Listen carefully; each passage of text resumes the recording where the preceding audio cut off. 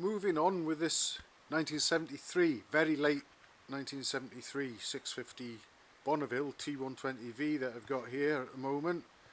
I've already fitted the new front tyre as well as previously the rear one, and I've had the engine running, and it was reported as not running very evenly and spluttering, and I found out that the pilot jet on the right side carburettor was blocked solid, so I've cleared that. That got it running on 2. Then I was able to get the strobe on there and just fine tune the ignition timing, which was spot on one side and a little bit over advanced on the other, so I've taken care of that as well, and then set a tick over and balanced the carbs as well. They were balanced actually, the cables and so on were good anyway. And another little job I've been asked to do was to change the flasher unit which the owner supplied, because the indicators weren't flashing or weren't flashing properly, and I've got the new one there.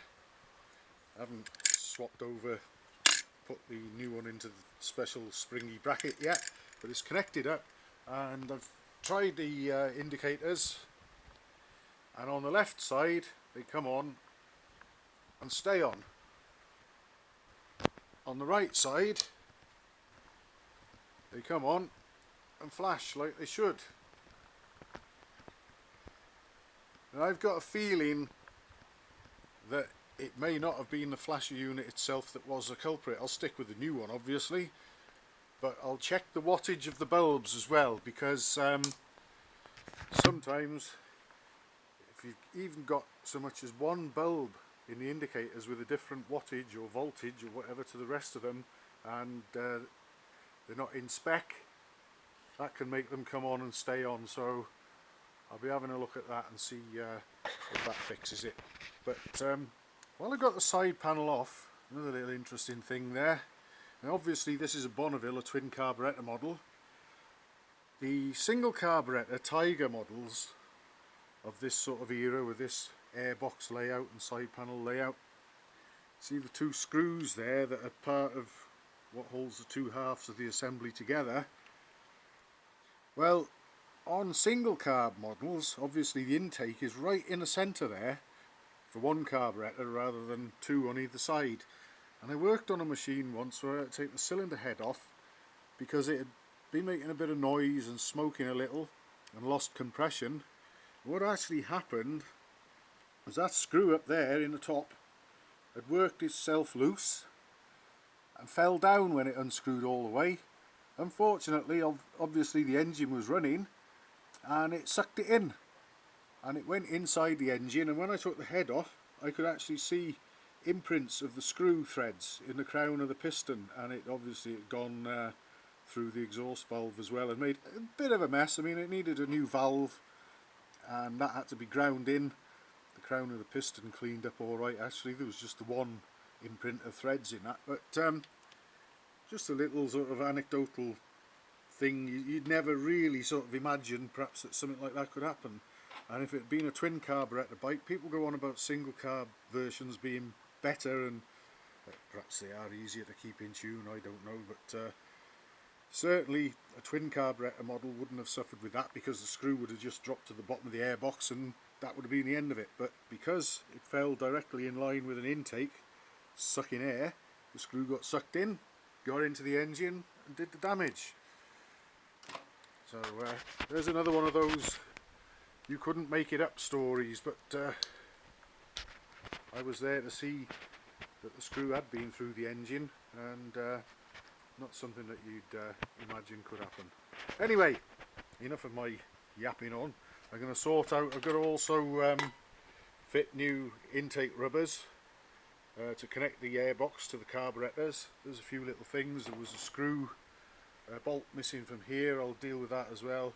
Got the little odds and sods, and shortly we'll probably hear it running. I've also got the brake hose removed. I'm replacing the rubber sections with new. This short one was actually leaking. You can see it's egged there, so that one's definitely for the scrap bin. Might as well change the other one as well, because that might not be far behind it. So when new rubber hoses for the brakes arrive, I'll fit those, and I've also got new pads ordered as well, although the pads were actually virtually unworn in this, but the peace of mind and what they cost, we'll be sticking new ones in. So next instalment we might see and hear the engine running.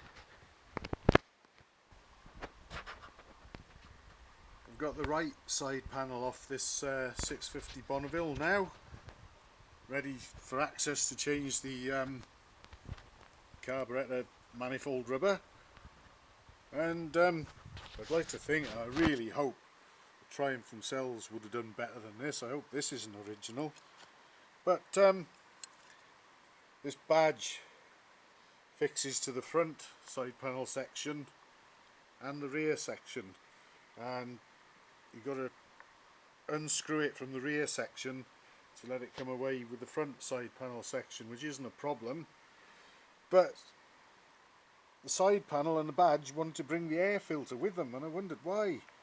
And it seems we've got a self-tapping screw here, quite a long one, goes straight through the hole in the side panel there and into a corresponding hole in the air filter element. Now, please somebody tell me that Triumph didn't do that originally. That is a bodge. I don't think they would have done, surely, but you see all these perfect looking unmolested bikes, and it's surprising some of the things you find on them when you start doing a little bit of work and digging. It's like when I changed the front tyre, the rear tyre, the rim tape fell apart. The front tyre, the front wheel rather, has got what's called a WM2 sized or width rim.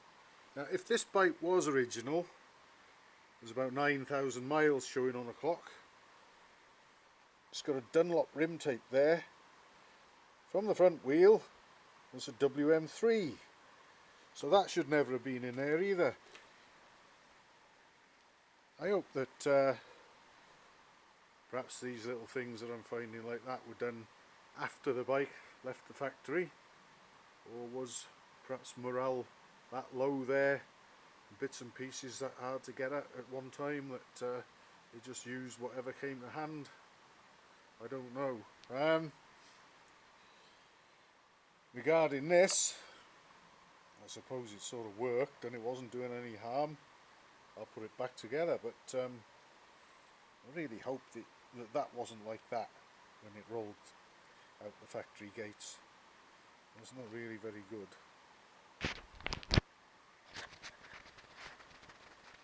Well, after fitting the new flasher unit to this Bonneville to try and get the left side indicators flashing, they were coming on, they're just staying on and not flashing. I swapped bulbs, I did all sorts of things. I even took the bulbs from the right side indicators, which were flashing, and put them in the left, only to find that they just come on and stay on solid without blinking.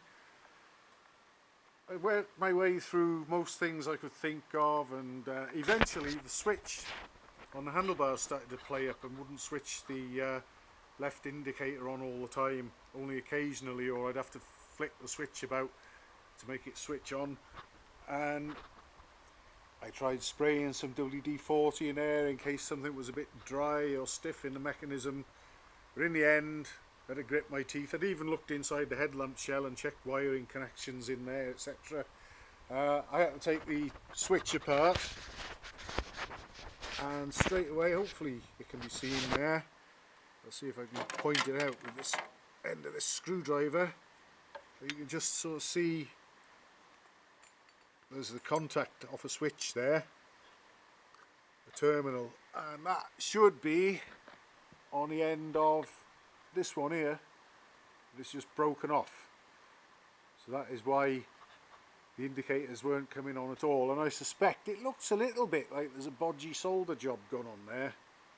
Maybe there's been a poor contact which has only let the indicators come on rather than send the full hit to the flasher unit and make them flash. I don't quite know. I'm not an auto electrician as such. I'll find and try and fix basic faults, but what we need to do now, unfortunately, is we need a whole new sort of switch cluster there, because I don't think you'll get just bits of it. So it'll be this whole section that plugs in the headlamp. I even doubt whether we'd get just the wires and that on its own. We'd probably have to buy the complete handlebar switch, which might come with this. I'll see what I can get, but the only way to fix that is to replace it. So that's knocked that one on the head for the time being, but sort of interesting and rather unusual find that, and another one to sort of keep in mind if things stop working.